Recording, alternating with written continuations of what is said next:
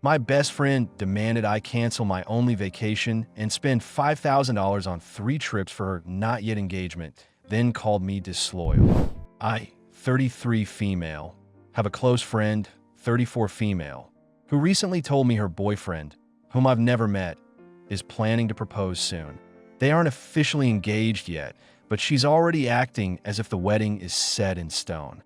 She's chosen a venue, booked a date, picked bridesmaids, and started assigning me tasks as her maid of honor. Almost immediately, she began planning several separate events. The first was a pre-engagement girls' weekend in another state, so we could celebrate before things get crazy. The second is a week-long bachelorette trip she wants in a separate state. The third is the destination wedding itself in a completely different location overseas.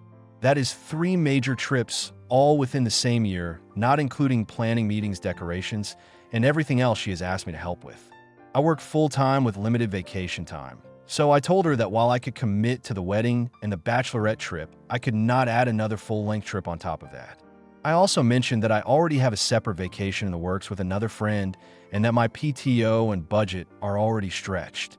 She got extremely upset and said that as her maid of honor, I should make her the priority. She told me that if my other trip was not fully booked yet, I should cancel it, so I could use my vacation days for her events instead. I said I was not comfortable canceling a trip I have been planning just to free up time for another one of her celebrations, especially since she is not even engaged yet. She got angry and said it hurt her feelings that I was choosing someone else over her, and that it showed where my loyalty really is.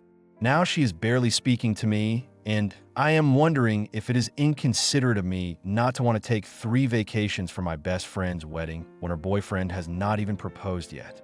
That's the short version that I could copy-paste into some judgment thread and let strangers throw letters at me. But the truth has a lot of messy edges that don't fit in neat boxes. We've been friends for 12 years. The kind of friends who've seen each other ugly cry and still answer FaceTimes without makeup. I met her when we were both broke as hell, folding t-shirts on a mall floor for slightly more than minimum wage, sharing dollar store lunches, and talking about the futures we were definitely obviously going to have. She was always the one with the big, sparkling fantasy of how life should look like a Pinterest board with a pulse. I was the list maker with spreadsheets and coupon codes. She's always been loud about wanting the wedding. Like capital T, capital W, swirly script, the whole thing. She used to say she didn't care who the groom was, which was a joke that stopped being funny at some point. I'm not even sure when we crossed that line. Maybe around the time she started referring to this boyfriend as the fiancé, months into dating him, like saying the word enough would make the ring appear. For what it's worth, I've never met him because our calendars never aligned, and because if I'm honest, I don't think she wanted me to. She keeps those worlds separate. She curates. When she called me about the pre-engagement girls' weekend, she was breathless and giggly, pacing in her apartment phone, sending little swooshing sounds every time she pinged another bridesmaid candidate. She'd already made a Canva invite with pastel graphics and a hashtag. Hashtag before the yes, like we were starring in a reality show. The plan was 3 nights at some spa in Scottsdale because my aura needs dry heat, she said, which is the kind of thing only she can say with a straight face. I work in accounting, the quarter, and doesn't give a shit about your aura. I have 18 days of PTO a year, and 6 of those are basically claimed by the company because of December closures and a few scattered long weekends they bake in. I track hours the way she tracks her steps when she decides for a hot minute that her watch makes her a health guru. I do not have the kind of job where I can vanish from a spreadsheet for half a month just because someone I love wants to pose with a cake shaped like a diamond. I told her I could do the wedding and the bachelorette. I remember the exact spot I was standing in, my kitchen, the cheap rug under my feet getting curly at the corners. I had my laptop open with my PTO calendar up like a shield.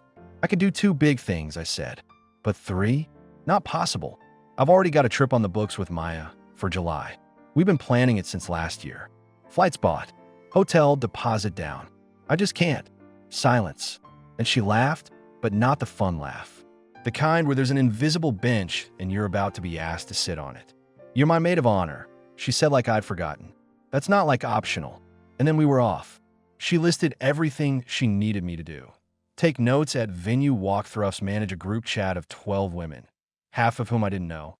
look at color swatches for dresses that all had names like Mist and Shell, and somehow manage to cost more than my rent, organize a surprise karaoke thing during the bachelorette, make a slideshow for the rehearsal dinner, but nothing cheesy, and be on call for her meltdowns because she knows her. Attachment style, which is apparently needing you too. Answer me immediately, or I think you hate me. I could already feel the muscles in my neck turning into cables.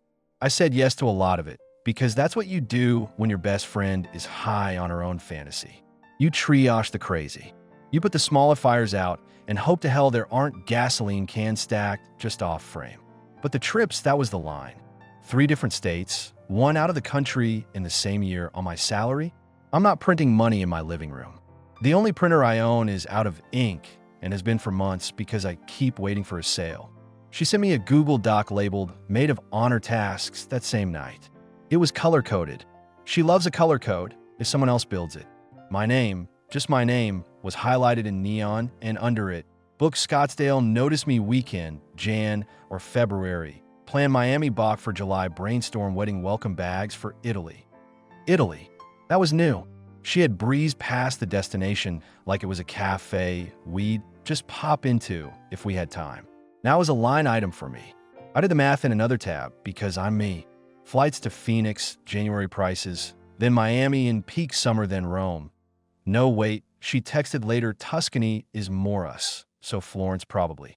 I shopped luggage during the pandemic when my entire trip was walking to the mailbox, so I know exactly what a carry-on costs me if I have to replace it. I added Airbnb versus hotel estimates, splitting Ubers or renting a car, $150 per person for a group dinner, where half the table orders truffle pasta and announces that we're all splitting evenly right. It was over $5,000 before I even priced in the bridesmaid dress and the shoes and the hair or makeup, because we all have to look cohesive. $5,000 is a lot of money to anyone who does not eat diamonds for breakfast. I told her, not even in a dramatic way. I sent a very reasonable message with bullet points. I wanted to soften the bullets with emojis like a passive-aggressive kindergarten teacher, but I restrained myself. I said I could do the bachelorette or the pre-engagement weekend plus the wedding. Pick 2. I'd run point on the other logistics. I'd be all in. She texted back in under a minute. I need you at everything. You're my person. If you can't even come to the pre-engagement, what does that say? Then she called, and we did that thing where we're both try to be measured while our hearts are thudding like we sprinted across a street. Cancel the other trip, she said. Just like that. My trip with Maya, which was a bargain bin miracle we'd pieced together with flight alerts and a borrowed cousin's condo code. You haven't paid for everything yet, she said. Use those days for me. You know this is a once-in-a-lifetime thing. I said, it's not once in a lifetime for me if I'm the one bleeding money in PTO for something that isn't even on the calendar. I was already sweating because I knew the tone shift was coming.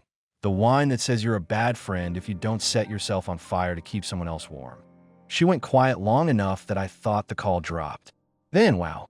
Okay, here's the thing about her. She's incredible at making you feel like you're standing outside the warmest party you've ever seen, forehead pressed to the glass, and somehow it's your fault you're not inside. She started slow with, I just thought you'd be excited for me. Then she went into, I made you maid of honor, like it was a job offer with benefits. Then she sharpened it. I guess I know where I rank. We hung up with nothing resolved. I spent the next hour rage cleaning my sink. I want to be clear. I love her. We've been through some rough, ugly stuff together. But this was a different flavor of ugly. It had entitlement frosted on top, and underneath it, fear. Hers because if this doesn't go perfectly, if the ring doesn't drop on cue, if the wedding isn't the wedding, what does that say about the story she's told herself for years? I try to be empathic. I told myself it was the adrenaline talking. I told myself she'd sleep, wake up, be sheepish, and say I was an ass. She did not. She pivoted to planning like a general. Our group chat lit up with links to swimsuits, matching for beach pics, restaurants, who's cool covering the bride, and a poll about whether we should all get fine line tattoos in Miami. She tagged me on every post. Maid of honor, can you book the car service? Maid of honor, can you call these 3 restaurants and see who could do a private room? Maid of honor, can you please draft a script for my proposal to bridesmaids? I wanted to feel like us, but not basic. The problem was there wasn't engagement to anchor any of this to. The boyfriend who I still hadn't met had supposedly told her a proposal was imminent. That was the word she used. Imminent, like a storm warning that refuses to actually rain. Every weekend was maybe the weekend. She'd get a blowout for a date and send me selfies from bathroom mirrors like a teenager. She knew the venue date she wanted. She had a Pinterest board with 500 pins. She had a color palette. She did not have a ring. At first, I played along in the group chat because I didn't want to be the bitter hag in the corner. I made spreadsheets because of course I did, and I put the options on tabs. Restaurants, activities, travel cost per person. I locked the cells that had formulae because someone once deleted a sum and then insisted math was broken. At the top in big bold letters I wrote, assumes engagement by March. Adjust as needed. She responded with the crying face emoji like it was moving her to tears that I typed words into Google. Then she posted a countdown on Instagram to the pre-engagement weekend with a shot of some pool I'm pretty sure belonged to a hotel we weren't even staying at. Maya messaged me a screenshot and said, "Is this a thing now?" Pre-engagement. I said apparently. She said, "Do you get a pre-marriage baby shower too? Like a baby for the idea of the baby?" I laughed until I wasn't laughing. Because it wasn't funny. It was expensive. My budget is not theoretical. My car makes a sound when it turns left, a weird complaining whine that says, "I am tired and I hate your errands." Last year, I paid a dentist to torture me for 3-hour-long sessions because a molar decided it wanted its own little divorce. I have a savings account with a number in it that makes me feel safe, and I guard it like a dragon. I will absolutely spend money on people I love, but I need the spending to make sense. Pre-engagement did not make sense. It was at best a TikTok trend with a shelf life shorter than her favorite shade of gel manicure. I decided to tell her in person because text is a grenade. We met at a wine bar with plants hanging from the ceiling like they'd been superglued there for Instagram. She was 30 minutes late, which is her love language. She crashed into the chair like a storm. "Okay, tell me your updates," she said, but she meant scratch my itch. "I can't do Scottsdale," I said. I didn't even order a drink first. Rip the Band-Aid. "I can't. I'll do Miami. I'll do Tuscany. I will carry your dress and glue eyelashes on drunk bridesmaids and fight hotel clerks who try to tell us we can't check in. I will do the work. But I can't take 3 trips. I have another trip that month. It's not fair to cancel on Maya, and it's not fair to myself." Her face did that thing it does when she thinks someone is being unreasonable in her movie. The corners of her mouth pulled down. "I've dreamed about having you at Scottsdale since we started talking about proposals," she said. "You're my person." "I'm your person," I said. Being your person does not mean being your unpaid travel agent / ATM / emotional support animal for 12 months. I can do a lot. I cannot do everything. She looked at me like I just said I hated her. It's not that hard to ask for," she said. "You're acting like I'm asking you to donate a kidney. It's one weekend." "It's not one weekend, it's 3, I said. "And it's money I don't have and days I don't have. Also, it's a weekend for something that hasn't happened yet. If he proposes next week, great. I'll shut up and eat my words. But I'm not going to spend $1,500 pretending a thing is true just because you want it to be." She put her hand on her wine glass and didn't drink it, which is the equivalent for her of slamming a door. "I feel like you're not supporting me," she said, and her voice went thin. "This is really important to me." "I'm supporting you," I said. "I'm just not setting myself on fire to make your dream cozy." That's when she said it. "Cancel the other trip," she said again in the same tone you'd say, "Pick up milk. You can reschedule. It's not a big deal." I think I actually laughed. It wasn't kind. It is a big deal. We've been planning for a year. We bought flights. We put money down. We've got a condo with a no-refund policy. I'm not screwing Maya over because you want to add a 3rd trip for vibes. The server came over and asked if we wanted food, and we both said no at the same time with the kind of brutal chorus that makes servers back away politely. She stared at me like she didn't recognize me. Then she started in with the lines I'd already heard. "You're choosing someone else over me. I would never do that to you. If you asked, I'd be there." "That's not true," I said before I could stop myself. "You didn't come to my dad's memorial because you had a massage appointment you couldn't move. You sent flowers, and you posted a sad face on Facebook. And you told yourself a story about how flowers are the same as showing up. I shouldn't have said it. I know, but it was right there and it was true. She blinked. That's low, she said. That's completely different. Is it? I asked, and I could hear my voice shaking. Because it felt like the same thing. It felt like me being asked to understand your priorities while mine are flexible. We left it badly. She paid for her untouched wine to perform generosity and sailed out like she was a ship. I sat there and tried not to cry into a napkin made of recycled something. She didn't text me that night. She didn't text me the next day. What she did do was delegate. The group chat suddenly had a new name, Bride Squad. The tasks I'd signed up for now had sub-bullets, and my name was at the bottom of everyone. The other women chimed in with hard eyes and yes queen energy. A few of them messaged me privately to say, she's a lot, huh? Which is the bridesmaid version of holding hands during turbulence. I wrote back something diplomatic. I wasn't in the mood to be the villain of someone else's beta story. The boyfriend continued to drift like a rumor. I got updates about him the way you get updates about weather in a city you've never visited. He's talking to a jeweler. He's being weird. We went to dinner and he was on his phone, and I know it's because he was texting someone about the ring. He said he doesn't like group trips. Is that not psychotic? I asked once if she felt weird planning this much before something actually happened, and she said, if you build it, it comes, like she was quoting a baseball movie about her own love life. I dropped it. Pick your battles. Maya, bless her, tried to be Switzerland. She knows my friend through me, but they're not close. When I told her about the ask, cancel the other trip, she winced so hard her whole face folded. That's not okay, she said. She can't commandeer your life because she wants content. That sounds mean, but it isn't wrong.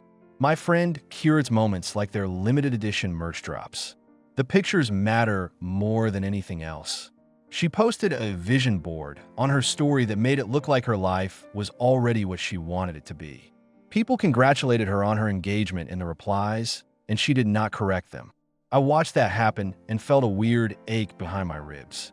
Not jealousy, something like secondhand embarrassment laced with dread. There were small blow-ups along the way that built into a weather system.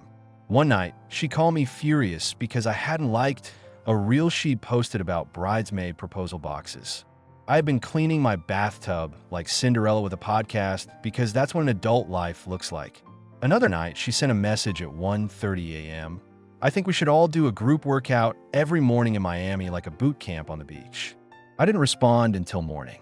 She messaged again at 1:34 a.m. Hello? Then at 1:36. In VM, I'll ask someone who cares. At 7:10 a.m. I said, I was asleep. And she said, I guess that's your priority, like we were in a custody battle for my circadian rhythm. The final straw wasn't even mine. It was the groom-to-be finally revealed in my physical presence like some mythical creature. We met at a bar downtown after about 9 attempts. He's taller than I thought, with the kind of haircut men get when they Google haircut. He seemed nice, tired, a little overwhelmed. He shook my hand and said, it's so good to finally meet you. I hear you're the spreadsheet queen, which made me like him more because at least he knows what he doesn't want to do. What he also didn't want to do, I learned over 2 drinks, was get married in Italy. He wanted his parents there, and they're not great travelers. He wanted a small wedding in her parents' backyard or maybe a cool restaurant in our city.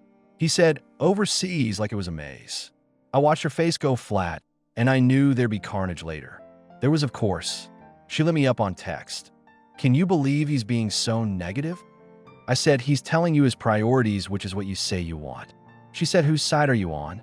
That night, she also said he was dragging his feet on the proposal because he wanted to pay off a credit card before buying the ring he thinks she deserves. I told him I don't care if it's from Costco, she said. I just want the moment. I didn't say what I was thinking, which is that she cares deeply and she wants the ring and the moment and the photos and the trip and the hashtag. We kept moving. The Scottsdale spa began to loom like a test I hadn't studied for. People started paying deposits. I didn't. I told her again I wasn't going. She responded with a single thumbs-up reaction I could feel like a slap. Then she texted later, can you at least make the gift bags if you're not coming? I said yes. She sent me a list of items that included $38 candles and custom robes. I priced it out and almost choked. I swapped the candles for $12 ones that smell like linen, which is code for generic but inoffensive, and the robes for cute matching scrunchies. She noticed and asked where the robes were. I said, budget. She said, if you can't do this right, don't do it. I said, then you do it.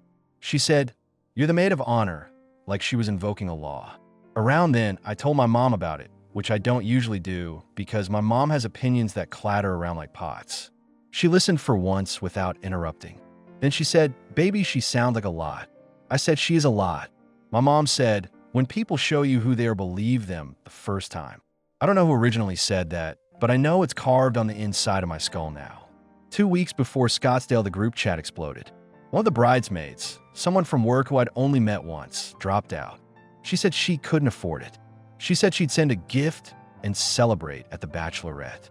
My friend replied with no worries, totally understand, in the chat, and then sent me a private message that read, can you believe this betrayal? I said, people have budgets. And she said, then don't say yes if you can't commit, which is hysterical because we're all out here committing to a hypothetical. Scottsdale happened without me. They posted stories of pool loungers and salads that cost $24 and empty champagne bottles with that sprayed gold logo like an award. My friend looked beautiful because she is beautiful. I muted the group chat and used the weekend to do my taxes and walk around Target touching things I didn't buy. She didn't text me once, which was both a relief and an ache. The Monday after I checked in, how was it? I asked because I'm not a monster. She said, fine. Full stop. Then, everyone was asking where you were. I said, you told them, and she said, I said you had other priorities. There was again that word, priorities, like I'd joined a cult of selfishness and turned my back on the altar of her. At work, things got ugly in that way that is boring to recount, but destructive in real time. We lost someone on our team. I picked up their clients. I started going in early and staying late. There was a week where I ate crackers in my car and cried for 5 minutes, and then went back in and acted like a person. The bachelorette planning overlapped all of this like a sticker you can't peel off. She wanted a Miami rooftop with neon signs and a chef who would come make tacos in our Airbnb and a photographer for 2 hours so she didn't have to worry about content. She sent me a screenshot of the photographer's rate, $500 an hour. We'll split, she said. I said, no, we won't. She said, you're being difficult. We argued again. We kept arguing. It's amazing how many angles one argument can have. I said, I don't have time to talk at 2 p.m. today. I have a meeting. She said, can you just step out? Like meetings are a hobby. I said, the Airbnb contract says no parties after 10 p.m. She said, they won't enforce it, like she knows the host personally. I said, I cannot police your cousins if they invite strangers over and trash the place. And she said, why are you being negative? Be solution-oriented, which is something she heard in a podcast and now uses to mean agree with me. At some point, she went nuclear in subtweets. A story. It's wild how some people can't be there for you during your happiest moments and then wonder why they're not in your pictures. A post. If she wanted, she would. Girls I don't know liked it. I stared at my phone and felt my chest buzz with a low hum like an electrical short. I wanted to respond. I didn't. I did text her, can we talk? She said, I'm busy, which is a perfect little dagger when you've been busy for months, but kept trying anyway. Finally, the boyfriend proposed. It was a Tuesday random at a park. He did it with his parents watching from behind a tree because she'd once told him that Twilight proposal scene, low-key, gave her chills. The ring was beautiful. She posted a video less than an hour later in slow motion with a song that has been in 17 wedding videos this year. I cried when I watched it. I'm not made of stone.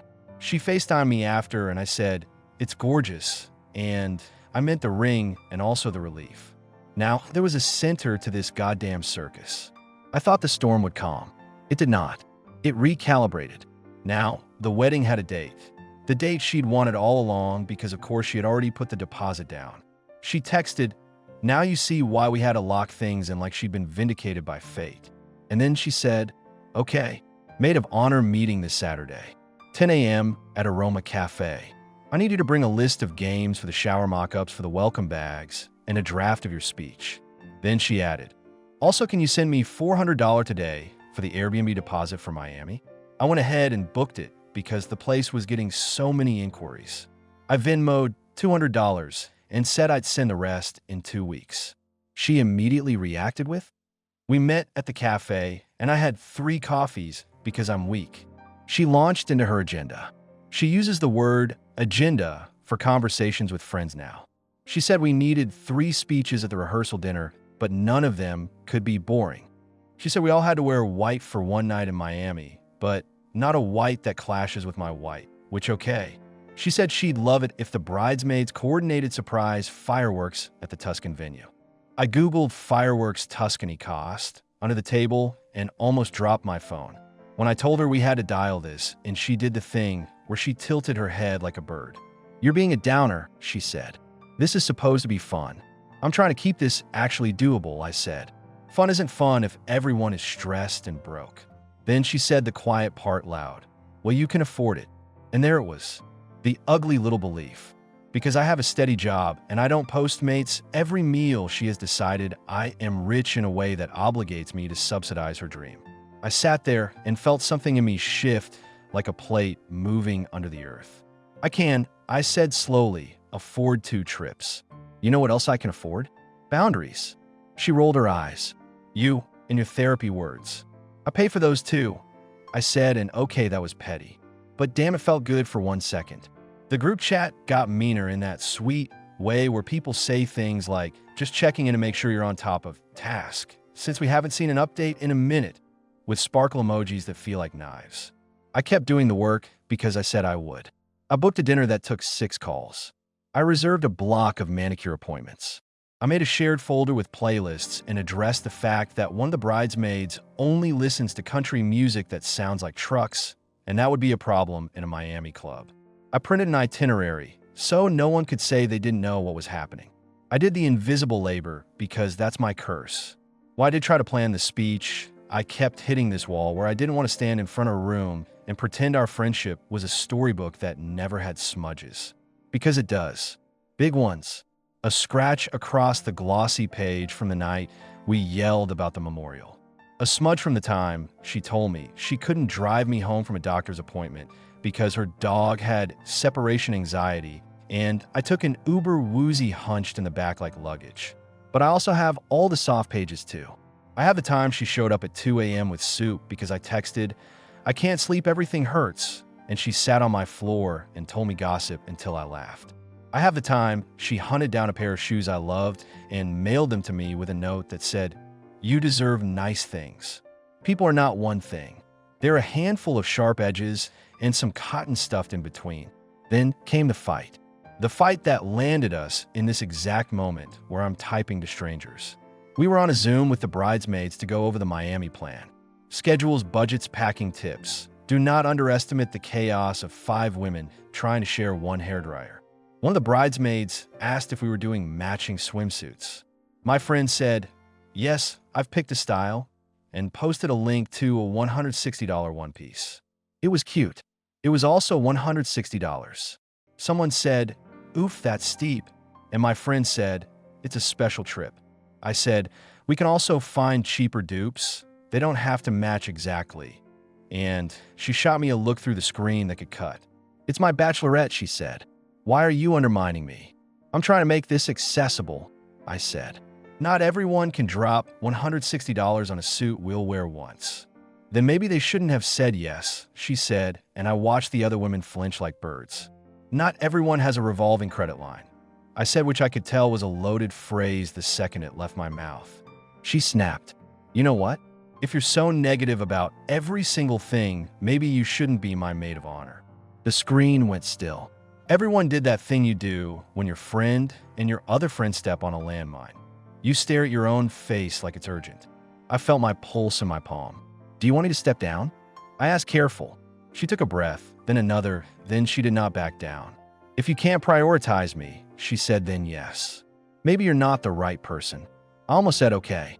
I almost let the relief flood me and said best of luck and bowed out.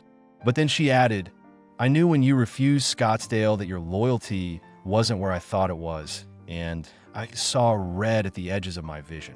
My loyalty is not measured in plane tickets," I said. "It's measured in how I show up when it actually matters."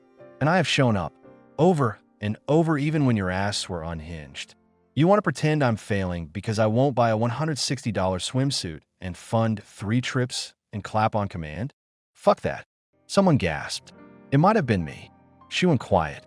Then she said, cold as a metal railing in winter, "We'll talk later," and ended the call. We did not talk later. She sent me a long text that started with "I'm disappointed" and ended with "I expected more." In the middle, she told me that if I wasn't willing to cancel frivolous things to make room for once-in-a-lifetime events that told her everything she needed to know about where she stood in my life. "You chose Maya," she said. "You chose work. You chose sleep. You chose everything but me." I called her. She didn't pick up. I wrote back, "I love you. I will be at your wedding. I will be in Miami. I am not going to Scottsdale, and I'm not canceling a trip that I planned a year ago. That's the decision." She responded with a thumbs-down reaction, which, if you're not terminally online, is the modern equivalent of spitting on the floor in front of someone. For a week, we didn't speak. I filled the silence by over-preparing. I ordered tiny packs of Advil for the Miami welcome bags. I built a little emergency kit because one of the girls always gets blisters. I put a stain pen in there because white outfits and tequila do not coexist peacefully. I made a playlist that starts slow and builds because I'm a nerd. I kept thinking she'll cool down. She'll remember I'm not the enemy. Instead, she posted a TikTok at 2 a.m. about low-vibration friends who can't match your energy. I was tagged by omission. I felt it like a bruise. Maya called me and said, "Want to come over and watch trash TV?" I did. We ate popcorn and watched a show where people pretend they can renovate a house in a week. That's what real friendship looks like, by the way. It looks like doing nothing together and not keeping score. By the time we got to Miami, the air felt thick with it. Not the humidity, the thing between us. I lugged my suitcase up the stairs of an Airbnb that looked perfect online and smelled faintly of bleach and old fries. She barely hugged me. She hugged everyone else like she was auditioning for a role. We had a schedule. We stuck to it.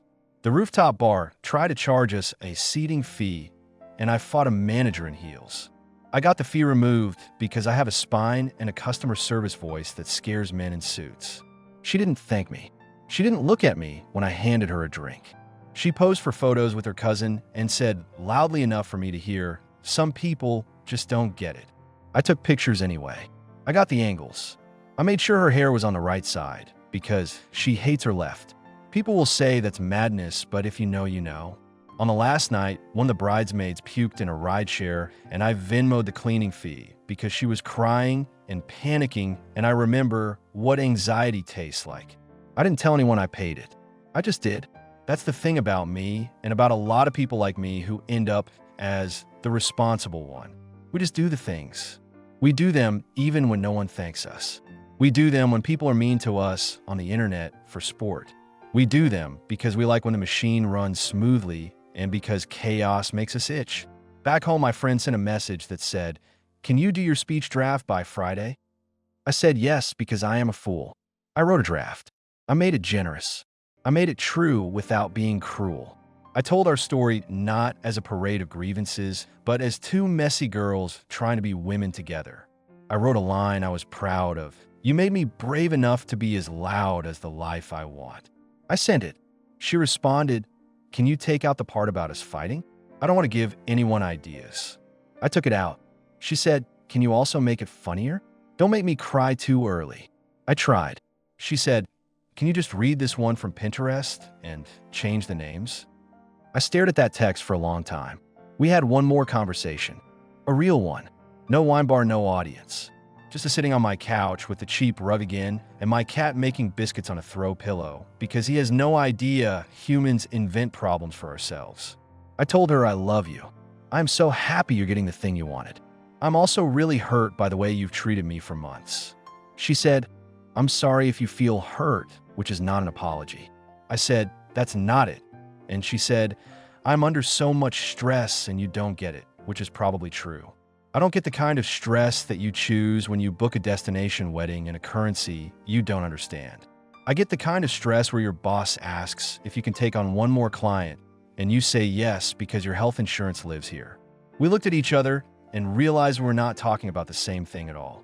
We landed at that uneasy middle that friendships sometimes find when one person is sprinting toward a goal and the others try not to drown in what's already on their plate. She sent me a TikTok later. Signs your friend is your soulmate. Like that was a magic eraser. I hearted it because I'm tired. I'm tired of fighting in the margins of a perfect photo. I'm going to Italy. I'm going to stand next to her and hand her a tissue if her eyes destroy her mascara. I'm going to make sure her grandma has water. I'm going to pin the veil when the wind flips it just so. I'm going to smile in the pictures even if my insides are a knotted rope. I am not going to be in a matching $160 swimsuit in any of those pictures because I returned that shit. People will read this and say, you should have said no from the start. And they're right. People will say, she's using you. And maybe that's also true. People will say, you're jealous because that's the easiest label for any woman who says no to another woman's wedding fever dream. I'm not jealous. I'm witty. I'm broke. I'm an adult who knows what my PTO looks like on a calendar and how long it takes to earn it back. I don't know what our friendship looks like after the airplane lands back home and the dress goes to the dry cleaner and the ring becomes just a ring you forget to take off before chopping onions. Maybe we find our normal again. Maybe this season goes into the story box with everything else we've survived. Or maybe this was the wedge and we'll be Christmas card friends who like each other's photos and remember the old days when our lives cost less. I hope not, but hope isn't a plan. I started this with the cleaned up version because that's how we train ourselves to tell stories. We lay them out like a witness because we want a verdict. But my verdict is simple. I said yes to as much as I could, and I held the line at what I couldn't. I didn't make her misery. I didn't make her deadlines. I didn't make a ring appear. I showed up in all the ways that count except the one where I burn out and hand her the ashes in a monogram tote. So if the question is whether I'm inconsiderate for not taking 3 vacations for someone else's wedding, someone else's life, when my own life is rent and dental bills and grief and small joys and a car that needs a new belt, then I think I already know my answer. Now she is barely speaking to me, and I am wondering if it is inconsiderate of me not to want to take 3 vacations for my best friend's wedding when her boyfriend has not even proposed yet. Was I wrong for doing this? My opinion, not the asshole. Your friend is playing pretend wedding and expecting everyone else to bankroll the fantasy. She's not even engaged, and she's already treating people's money PTO and time like they exist to orbit her. That's not bride energy, that's delusional and selfish. You offered more than most people would. Bachelorette plus destination wedding, which is already thousands. 3 separate trips in 1 year is insane, and her telling you to cancel a trip you've planned and paid for is honestly disrespectful. She's not asking for support, she's demanding compliance. You're not disloyal. She's entitled. Good luck, Opie. So guys, what do you think of this story?